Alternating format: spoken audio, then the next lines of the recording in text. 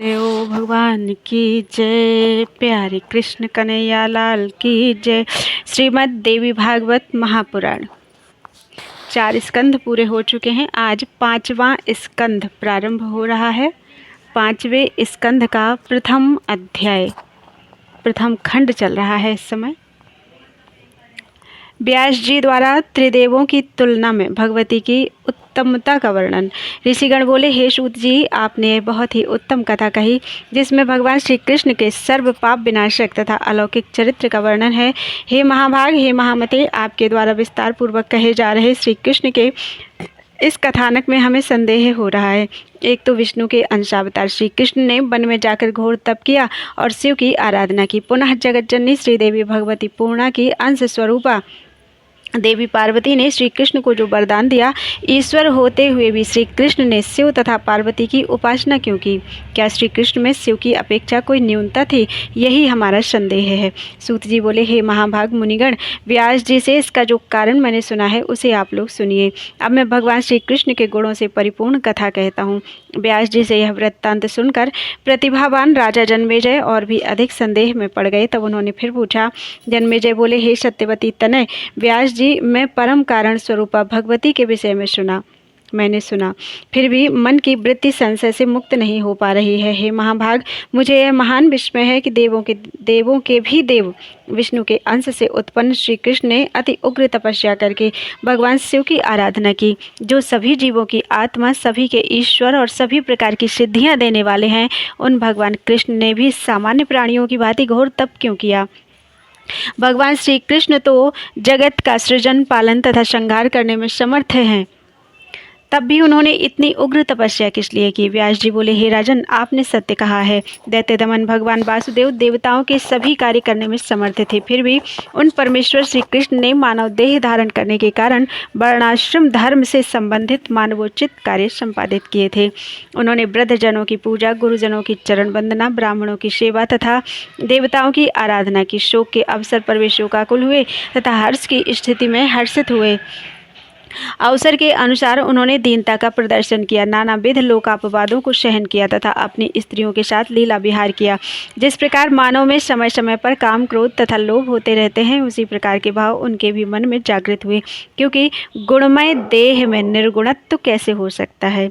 सुबल, सुता, गांधारी तथा ब्राह्मण अष्टावक्र के शाप जनित दोष के कारण यादवों का विनाश हुआ और भगवान कृष्ण को देह त्याग करना पड़ा। हे राजन, उसी प्रकार उनकी स्त्रियों का हरण हुआ, उनका धन लूट लिया गया तथा अर्जुन उन लुटेरों पर अपना अस्त्र चलाने में पुरुषार्थहीन हो गए। श्री कृष्ण को अपने घर से प्रद्युम्न तथा अनिरुद्ध के हरण की जानकारी नहीं हो पाई। इस प्रकार यह मानव शरीर पाकर उन्होंने साधारण प्राणी की भांति सभी मानवीय चेष्टाओं का प्रदर्शन किया। तब भगवान विष्णु के अंशावतार तथा साक्षात नारायण के अंश से उत्पन्न इन श्री कृष्ण ने यदि शिव जी की उपासना की तो इसमें आश्चर्य क्या? वे प्रभु सबके ईश्वर हैं तथा विष्णु की भी उत्पत्ति के कारण हैं। वे सुषुप्त स्थान अर्थात कारण देह के स्वामी हैं, इसलिए वे विष्णु के द्वारा भी पूजित हैं। कृष्ण आदि उन्हीं विष्णु के अंश से अवतीर्ण है, तब वे शिव की पूजा क्यों नहीं करेंगे?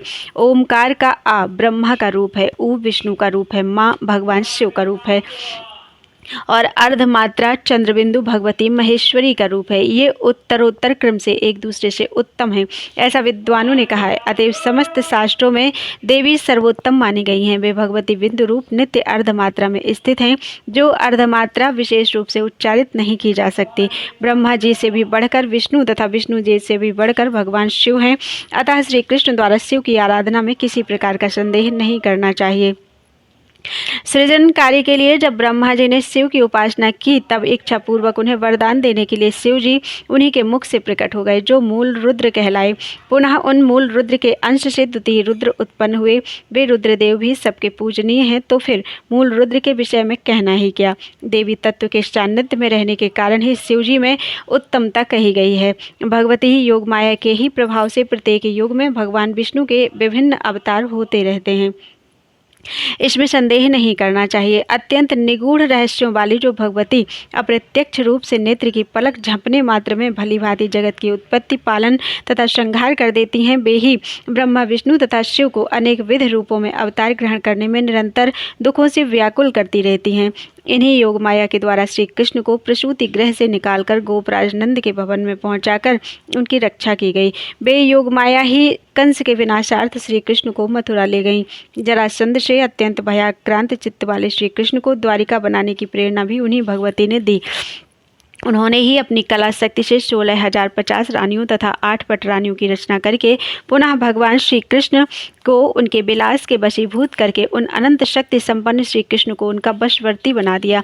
केवल एक ही युवती अपने लौहमय सुदृढ़ पाश में पुरुष को बांध सकने में समर्थ है, तो फिर जिसकी 16,050 भार्याएं हों उसके विषय में क्या कहना। वो सब तो उस पुरुष को पालित तोते की भांति अपनी इच्छा के अनुरूप नियंत्रित कर ही सकती हैं। सत्यजित की पुत्री सत्यभामा के वशीभूत श्री कृष्ण उनके कहने पर प्रसन्नता पूर्वक इंद्र के भवन में पहुंच गए। वहां पर इंद्र के साथ युद्ध करके उन्होंने तरुराज कल्प वृक्ष छीन लिया और उससे अपनी प्रिया सत्यभामा के महल को सुशोभित किया। समस्त धार्मिक अनुष्ठानों को विधि पूर्वक करने की इच्छा वाले भगवान श्री कृष्ण ने शिशुपाल आदि वीरों को जीतकर पूर्वतः वाग्दत्ता रुक्मिणी का हरण कर लिया और अपने बल के प्रभाव से उसे अपनी धर्मपत्नी के रूप में ग्रहण किया। किसी दूसरे की भार्या हरण करने की यह कौन सी विधि निर्मित हो गई। अत्यंत दारुण अधा पतन कराने वाले मोहजाल से विमोहित तथा अहंकार के वशीभूत मनुष्य नाना विध शुभ तथा अशुभ कार्य करता है। मूल प्रकृति जन्य उग्र अहंकार से ही इस स्थावर जंगमात्मक जगत की उत्पत्ति हुई है और इसी से विष्णु, शिव आदि देवों का भी प्रादुर्भाव हुआ है। जब ब्रह्मा जी पूर्ण रूप से अहंकार से रहित होते हैं तब वे सृष्टि के निर्माण कार्य से मुक्त हो जाते हैं, अन्यथा अहंकार के वशवर्ती होकर वे सृष्टि रचना में प्रवृत्त रहते हैं। उस अहंकार से मुक्त प्राणी सांसारिक बंधन से छूट जाता है और उसके वशीभूत हुआ प्राणी सांसारिक बंधन में पड़ जाता है। हे राजन, स्त्री, धन, घर, पुत्र तथा सहोदर भाई ये सब बंधन के मूल कारण नहीं है, अपितु अहंकार ही प्राणियों के लिए बंधनकारी वस्तु है। मैं ही करता हूँ, यह कार्य मैंने अपनी सामर्थ्य से पूरा किया है, यह कार्य पूरा कर लूँगा, यह कार्य अभी कर लेता हूँ, इन भावनाओं के कारण प्राणी स्वयं बंधता चला जाता है। जो कोई भी कार्य बिना कारण के कदापि नहीं होता, जैसे मिट्टी के पिंड के बिना घड़ा ना तो बन सकता है ना दिखाई पड़ सकता है। जब भगवान विष्णु अहंकार के वशवर्ती होते हैं तभी वे विश्व का पालन करने में समर्थ होते हैं, नहीं तो वे सदा सृष्टि पालन के चिंता रूपी समुद्र में डूबे क्यों रहते।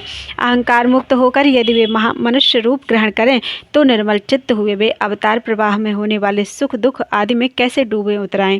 अहंकार ही अज्ञान का मूल कारण है तथा उसी से इस जगत की उत्पत्ति हुई है। अहंकार से विहीन प्राणी को अज्ञानता तथा सांसारिक बंधन दोनों ही नहीं होते। हे महाराज, इस जगत में सत्वगुणी, रजोगुणी तथा तमोगुणी ये 3 प्रकार के पुरुष कहे गए हैं।